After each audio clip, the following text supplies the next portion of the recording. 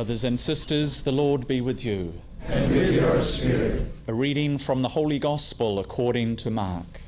Glory to you.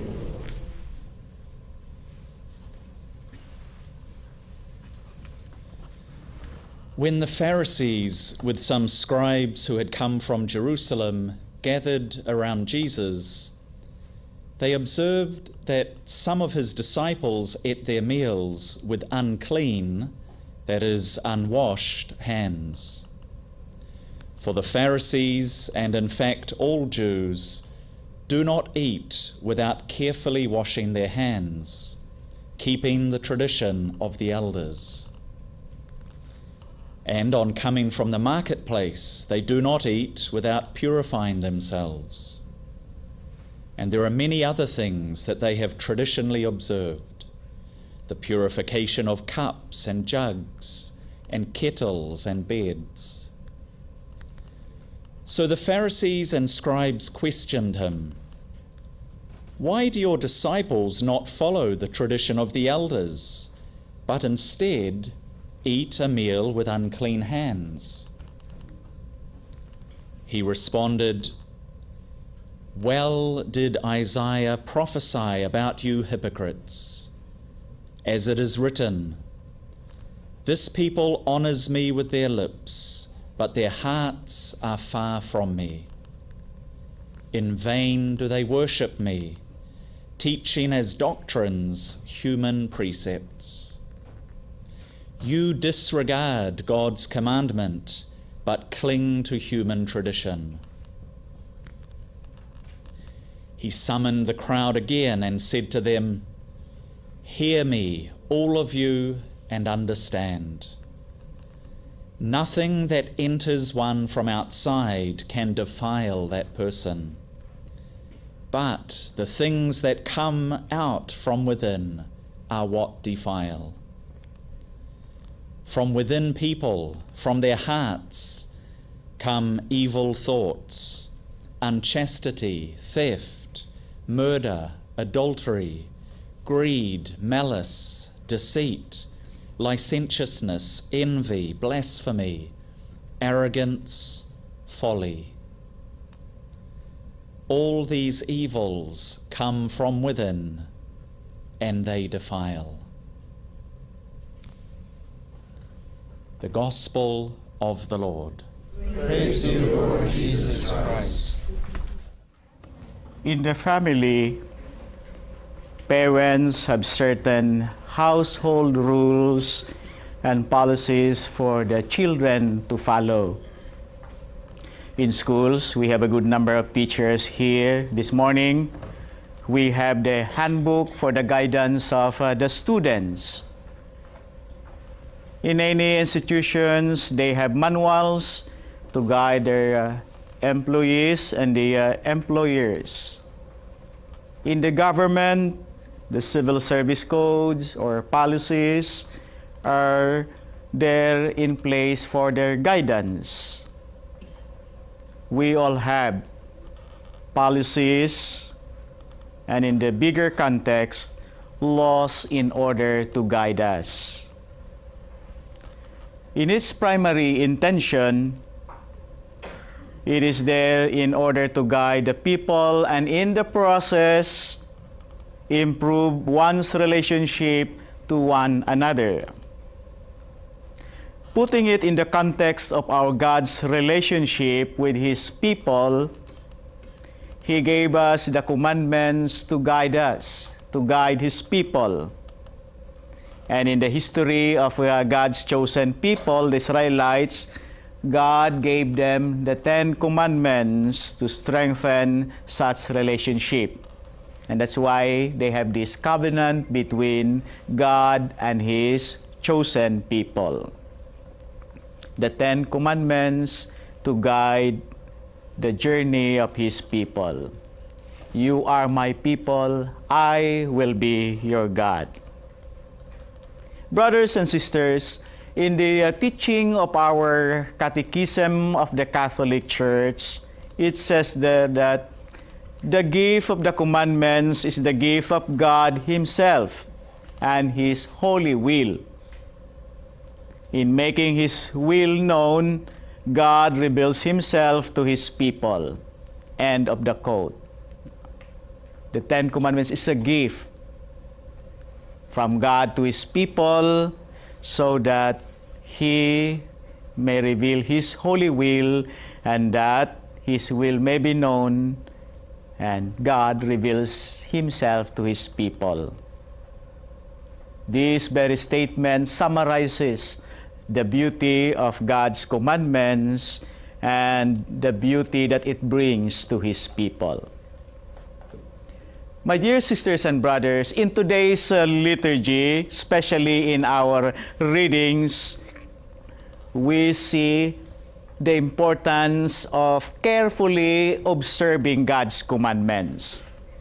In our first reading from the book of Deuteronomy, Moses showed himself as a teacher to his people. Teachers were here. You taught to your students, to your pupils in the school. Moses reminded the people of Israel to observe faithfully the law of God. And he encouraged them that faithful observance of God's commandments is an important consideration for them to enter the promised land. Just be faithful to Yahweh's commandments. Moses was carefully telling them that observance is the law, is the wisdom, and the discernment of his people. They should not add nor subtract the law, but simply follow it to their hearts.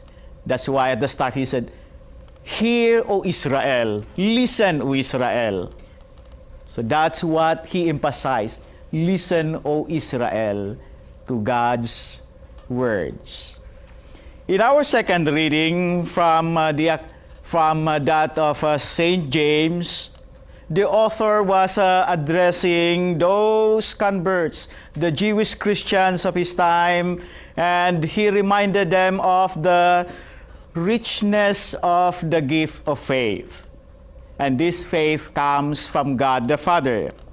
And for this reason, he told the people to put into action what they receive as a gift. And that's why do something for the widows, do something for the orphans. St. James was encouraging the Jewish Christians to value the gift that they receive and to do that, put that into action. That's faith in action, as what St. James mentioned in our second reading. In our gospel reading from the account of St. Mark, here St. Mark speaks well of the law of God that springs from within. The Pharisees noticed that the disciples of Jesus did not wash their hands, nor sprinkle water on those goods that they brought from the marketplace. And they were so observant on this. The Pharisees were very particular on the washing of the hands and the sprinkling of water before eating their meals. Second point is that the gift of faith that we receive should be shared. St. James in our second reading underscored the importance of valuing the richness of this gift.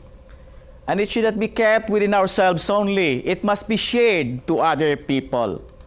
And that's why he said that take action with the widows, with the orphans. Take care of them. Take care of those people in the hospitals, people who are sick at home. And that's where we manifest our faith and our love to each other. Faith that is accompanied by our actions.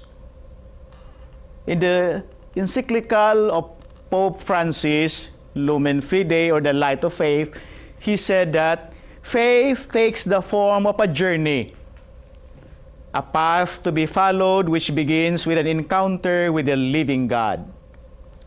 Faith takes in a form of a journey, a path to be followed which begins with an encounter with the living God.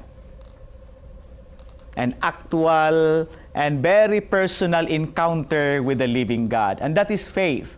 And with that, we continue with our journey, bringing with us that faith. And it moves us to continue to share this faith to other people. And that's why as teachers, you do your best in teaching your pupils. The religious also try to do their best in animating and strengthening the faith of the people. Why? Because touched by that encounter with the Lord, the richness of the faith, then it moves us to share this faith to other people.